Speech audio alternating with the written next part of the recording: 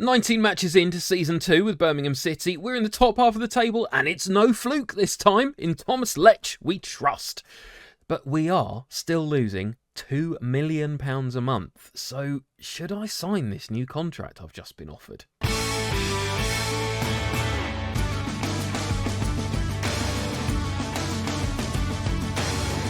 Greetings, my excellent friends. Welcome back to Club 2 Part 9 of the director of Moneyball. I am Kirk Sheridan, and this is a glorious thing to behold. We're sitting pretty, 11th place in the championship, positive goal difference.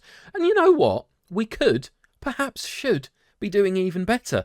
XG table says we should be 5th because we've probably conceded 6 more goals than we might have otherwise done. We are also a completely different proposition at home or away from home. At home we've won 6, drawn 2, lost 2. Away we've won 2, drawn 2, lost 5. And if you look at the teams we've lost to, it does paint a fairly familiar picture. Fulham, who we lost to last time out, currently in 4th. Nottingham Forest, top of the league. So absolutely no embarrassment to go away there and lose 2-1. Watford, currently 9th, and Middlesbrough, currently 3rd. So given this team was thrown together only 3 months ago, I think this is a league performance they should be incredibly proud of. Garcia's been ever present. I'm keeping an eye on him though, because I would prefer a higher save percentage from our first choice goalkeeper. Salcedo is scoring all the goals. Fleming, 7 assists from left wing back. Roddy McGregor should probably be starting ahead of Luke Harris, who is making the attacking midfield slot his own at the moment, at least to Thomas Letch. McGregor's got 6 goal contributions in 5 starts. Amazing return. And speaking of Harris, if I can find another attacking midfielder in the January transfer window, I might send Harris back to his parent club. He's not doing as well as I would have expected. But our 2 prize assets, as far as I'm concerned,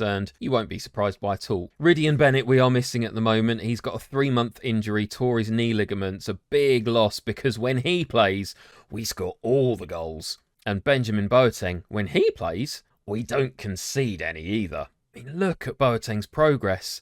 He's a decent championship player already. He's progressing so quickly. So it feels those 2 are the next big sales to bring money into the club, and Man City are rumoured to be interested in Bennett. So whether they'll come in for him in January or whether this is just a rumour, we shall see. What I do know though, he's currently got a £32.5 million release clause. I have tried to sign him up to a new contract on higher wages, and his agent is refusing to budge unless we offer a £13 million release clause. There's no way I'm going anywhere near that, especially when we've already got a 1-year contract extension option. So Bennett's is a contract situation we shall continue to monitor closely, because we really will need the money. I've managed to negotiate our transfer revenue up to 40% retained, which is an excellent step up from where we were at the start of the season. We do still have a little bit of budget to play with in January, which is great news, but we are still hemorrhaging money. Now that we've got more permanent players on the books, we're paying triple the wage budget. £2 million a month we're losing, and that is not sustainable long term, unless we keep balancing those books with player sales. So with that as the context, should I sign this new 3-year contract? Now, I spoke to the board about this about a month ago and said, yes, I'm very interested in signing, and they offered me a £500 a week pay rise. £500 a week after I made them £24.5 million last year. Unsurprisingly, I scoffed and walked out. But now they've come back in with a 1.3k a week pay rise, which feels much more sensible. And to be perfectly honest, I'm really enjoying my time here at Birmingham. It's completely crazy that I should be actually finding such an awful financial situation exciting to be part of. But if they give me an extra £1.5 a week, I'm happy to stick around for another 3 years. And they will! Awesome news! And I'm also thinking at that kind of level of money, compensation won't be an issue if there's any big clubs who do want to take a chance on me. Because, yes, I'm enjoying my time at Birmingham. It would be fun to stick around. But given how much fun I'm having playing as the director of football, Premier League budgets, potentially pushing for the Champions League, that's kind of exciting. So if you like what I'm doing around here as much as the board do, please drop a like on this video and, of course, subscribe to the channel so you can continue following me on this awesome journey. Well, this is big news. Virgil van Dijk is telling Jude Bellingham to join him at Anfield. Now, you'll remember Jude Bellingham had a £95 million release clause that expired in the summer. So Liverpool, the rumour goes, are now planning a £165 million offer. And given that we've got a 40% profit sell-on clause, off the top of my head, that's 25-30 million quid we'd get for this. Ooh, January's only a month away. This is one to definitely watch.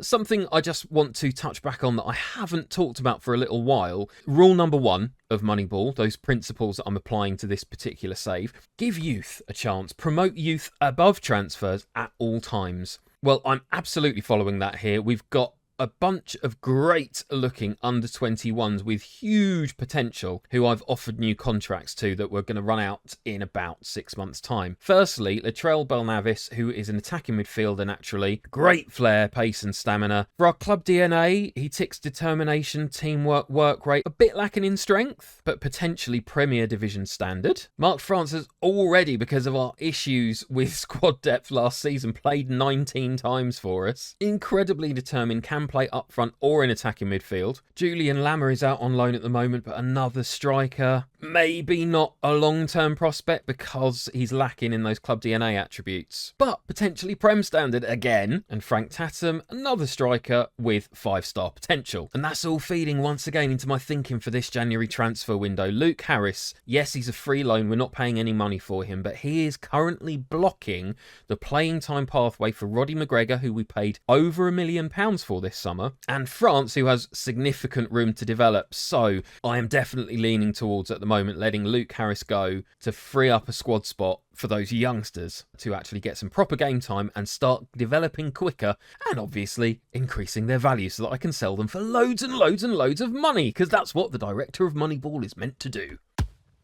Right, so it is time for our 20th match of the Championship season against Huddersfield. We're playing away from home. We're resting Kofi Balmer, who is significantly fatigued at the moment. Lots of matches played recently. One thing Thomas Letch is not so great at, squad rotation. So one that I might have to keep an eye on and just encourage him to play some players ahead of others as the season progresses. Interestingly though, despite our vastly different league positions, Huddersfield are favourites. They're 23rd at the moment and we're 11th. So I think what the bookies are taking into consideration there is our pretty shocking form away from home. So it's over to Thomas Letch now. It's all in his hands. If he can get us back into winning ways away from home, we could climb as high as 8th, depending on how results around us go. Come on, Thomas. You've got plenty of youngsters in the team. You're good at managing them. You're good at motivating them. Show me what you can do.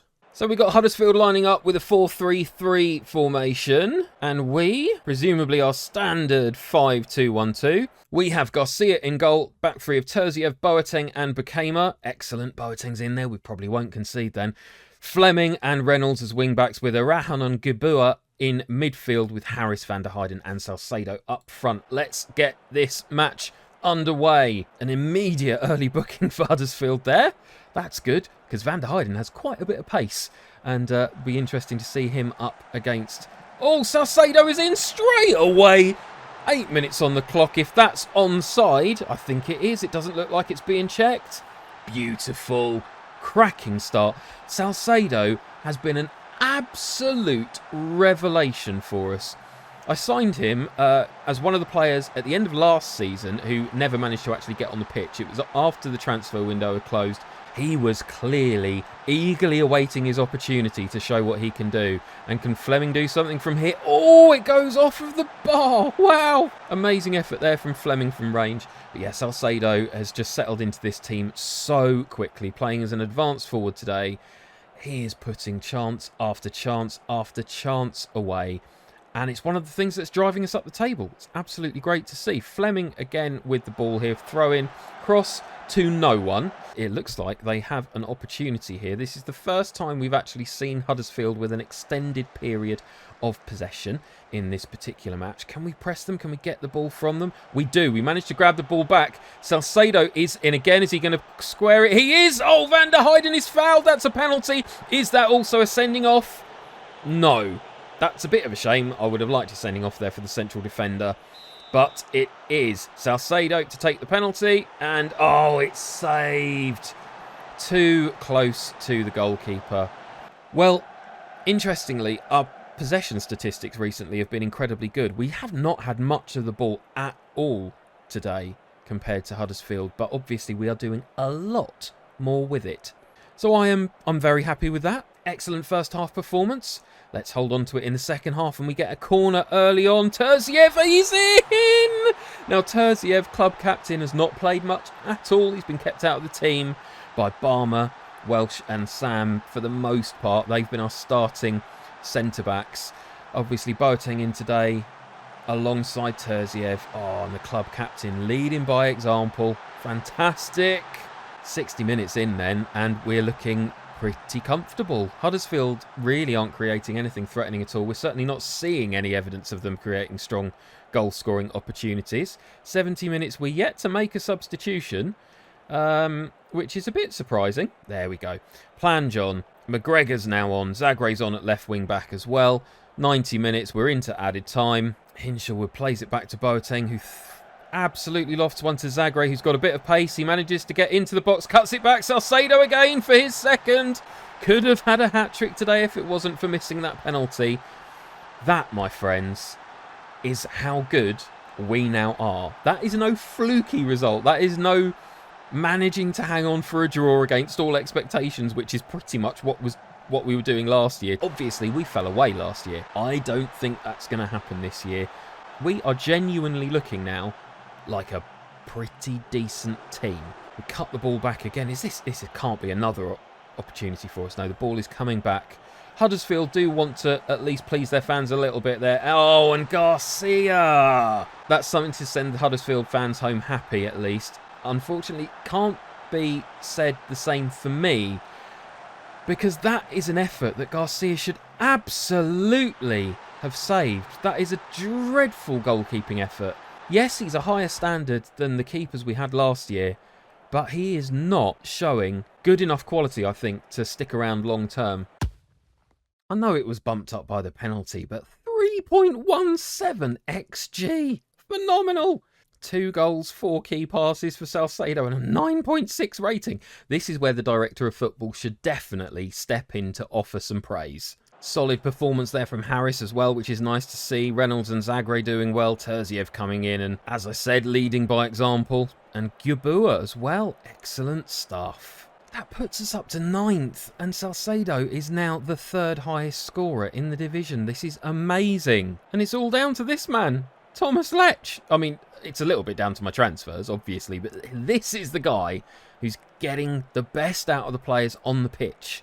However, I can't help but be drawn by the possibility of finding someone even better in that assistant manager role. Can you imagine? Albert Capellas here has managed 2 clubs in this save so far.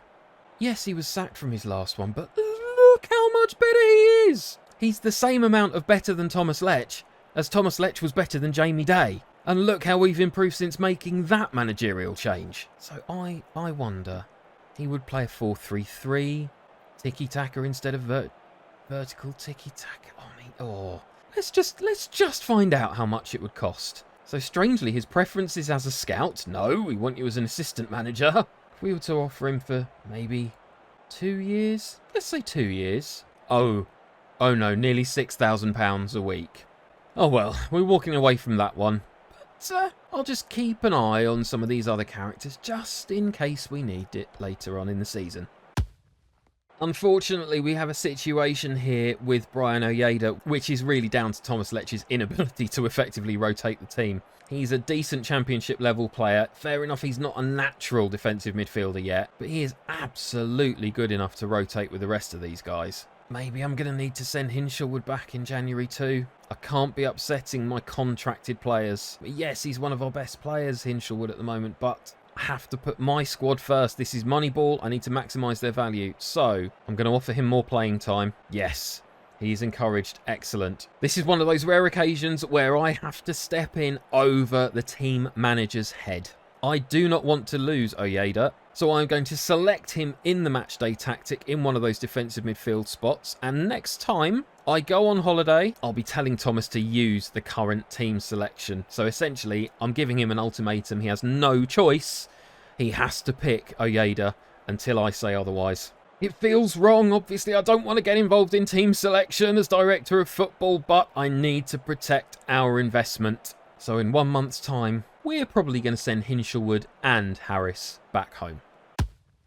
And here we are with our second match of this episode. Am I spoiling you today or what? We are at home against fourth placed Luton Town. So this is going to be an entirely different proposition to Huddersfield. As I've said though, our home form is strong and we are favourites going into this. So huge opportunity for Ojeda here to show what he can do. I'm forcing Thomas to pick him. Everything else I leave in Thomas's capable hands. Large number of changes made to the previous game against Huddersfield. We've got Garcia in goal, but our first choice centre-backs are all here. Welsh, Barmer and Bakema.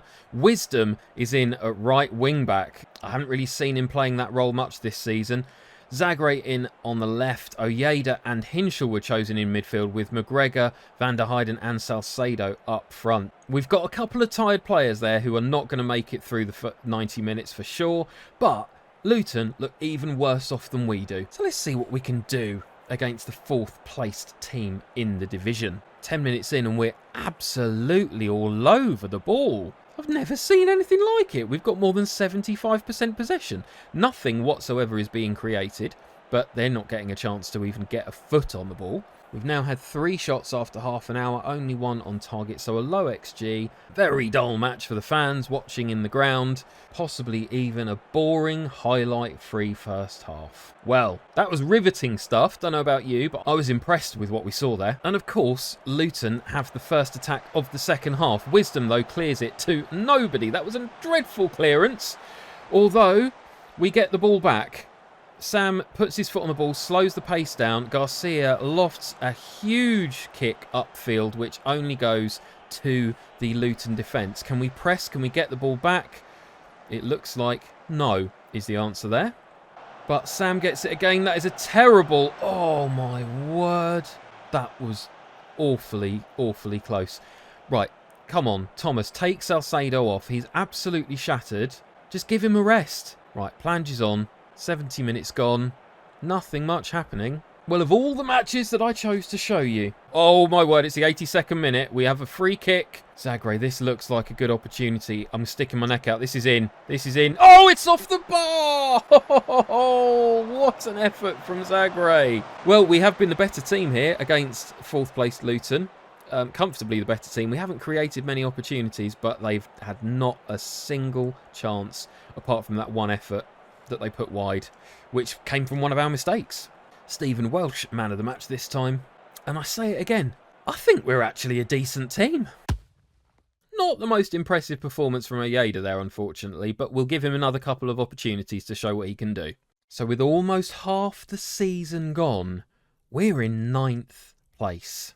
Media still predicting a 15th place finish, so they expect us to fall away. But the board think I'm doing an unbelievable job. This is incredible. I am untouchable. I've got an A+ rating from the board and a B- from the supporters. What more do they want? Maybe more entertaining and attacking football than we showed against Luton. Okay, fair enough. That's fair enough. Well, we've got a whole host of winnable matches up next for the rest of December. Blackpool, Bristol City, Huddersfield and Peterborough. So we're going to be back in January for another, probably quite nerve-wracking transfer window.